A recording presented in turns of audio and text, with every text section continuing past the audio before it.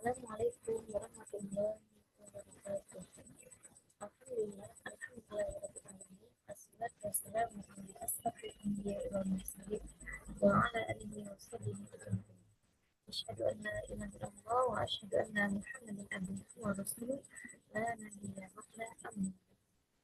Baiklah, pada kesempatan hari ini saya akan menjelaskan tentang analisis rasio. Baik, kita masuk ke pengertian dari analisis rasio. Analisis rasio merupakan analisis yang terdapat pada bisnis.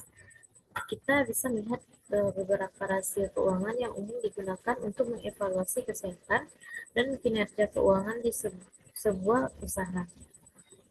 Langkah yang kita lakukan dalam analisis rasio, yang pertama, rasio likuiditas mengukur kemampuan perusahaan untuk memenuhi kewajiban jangka pendek. Dalam usaha kerupuk ini, pentingnya untuk memastikan bahwa perusahaan memiliki aset yang mudah dicairkan untuk membayar biaya operasional dan kewajiban lainnya. Langkah selanjutnya, rasio lancar, yaitu menunjukkan apakah perusahaan memiliki cukup aset lancar terhadap kas, piutang, dan persediaan untuk menutupi kewajiban lancarnya utang jangka pendek. Idealnya, rasio ini berada di atas satu yang menunjukkan perusahaan dapat menutupi utangnya dengan aset lancar lainnya. Yang selanjutnya, rasio cepat, yaitu persediaan rasio lebih ketat karena mengeluarkan persediaan kerupuk yang belum terjual, misalnya perhitungan karena persediaan tidak selalu dapat dicairkan. Rasio probabilitas menunjukkan sejauh mana perusahaan mampu menghasilkan keuntungan dari aktivitas operasional. Selanjutnya, margin laba kotor. Rasio ini menunjukkan seberapa efektif perusahaan mengelola biaya produksi kerupuk. Semakin tinggi margin laba kotor, maka semakin efisien perusahaan dalam memproduksi dan menjual produk. Selanjutnya, margin laba bersih atau net profit margin, yaitu rasio ini menunjukkan seberapa besar keuntungan bersih yang dihasilkan dari setiap penjualan kerupuk. Laba bersih dihitung setelah dikurangi semua biaya operasional, bunga, pajak. Semakin tinggi margin laba bersih, maka semakin baik kinerja keuangan perusahaan. Selanjutnya, return on asset, yaitu mengukur seberapa efektif perusahaan menggunakan aset untuk menghasilkan laba. ROA yang tinggi menunjukkan bahwa perusahaan mengelola aset dengan baik. Rasio solvabilitas, yaitu rasio utang terhadap aset. Rasio ini menunjukkan proporsi aset yang dibiayai dengan utang. Semakin tinggi rasio ini, semakin besar ketergantungan perusahaan pada utang untuk membiayai aset. Rasio ini idealnya tergantung pada industri, tapi biasanya rasio ini lebih rendah dianggap lebih aman. Selanjutnya, rasio utang terhadap ekuitas, yaitu menunjukkan sejauh mana perusahaan membiayai kegiatan operasional dengan utang dibandingkan dengan ekuitas pemilik. Rasio yang terlalu tinggi menunjukkan bahwa perusahaan mungkin menghadapi risiko finansial yang lebih tinggi pula. Selanjutnya, rasio aktivitas, yaitu mengukur seberapa efisien perusahaan dalam mengolah sumber daya aset untuk menghasilkan penjualan. Selanjutnya, perputaran persediaan, yaitu menunjukkan seberapa cepat perusahaan menjual persediaan. Dalam hal ini perusahaan kerupuk. Semakin tinggi rasio ini, maka semakin efisien perusahaan dalam mengelola persediaan.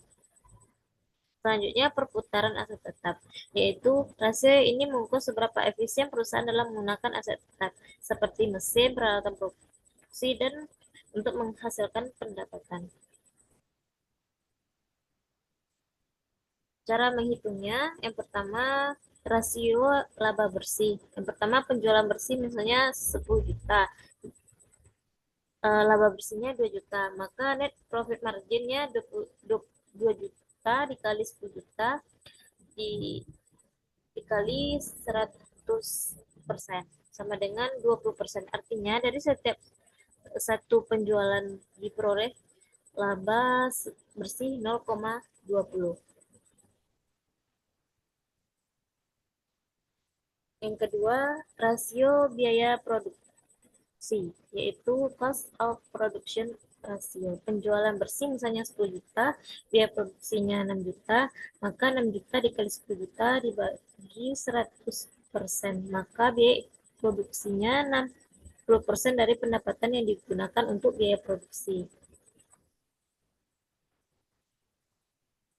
Yang selanjutnya, rasio efisiensi tenaga kerja. Misalnya penjualan bersihnya 10 juta, jumlah tenaga kerjanya 5 orang, maka rasio efisiensi tenaga kerja 10 juta dibagi 5 juta sama dengan 2 juta.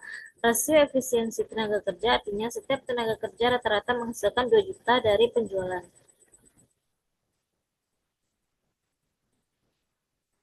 Rasio pengembalian modal atau Return of Investment ROI, yaitu laba bersih 2 juta, modalnya 8 juta, maka 2 juta dikali 8 juta dikali 100% sama dengan 20%, maka 25%, maka ROI-nya 0,25.